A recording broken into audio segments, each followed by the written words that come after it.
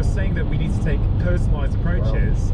So could that work for some companies? Well, I mean, let's flip the question and ask: did that used to work for some companies? So in the United States, as in every in Europe, universities are kind of like companies, and every university until recently required students to exercise.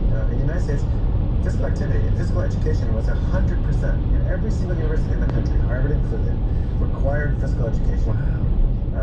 And going back to the ancient, Greek philosophers, and then, the traditions in India and China, everywhere in the world where you had educational systems, which of course were for elite people, right? Because peasants didn't go to school, but wealthy aristocrats did.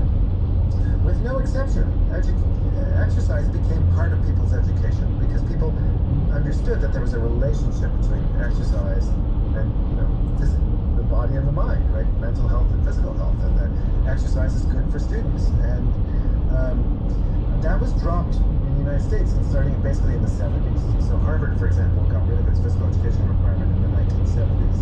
And now, we see the results. But these are adults, these are 18-plus-year-old people, and it was required. And so, I think this is, and of course, until recently, everybody had to be physically active to get to work. They had to, walk to get to work. They didn't have elevators to get them to their floor.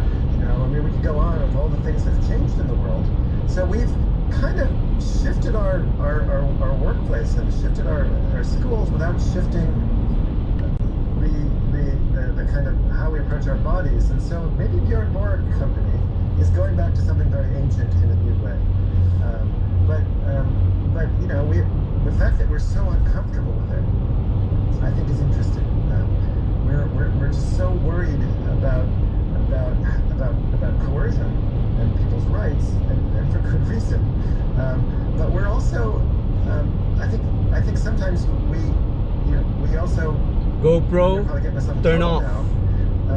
But look, I think it's, as you can already tell, I'm very opposed to body shaming and fitness shaming. Right? It's unacceptable.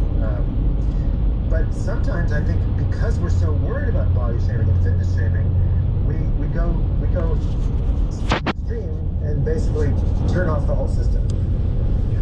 And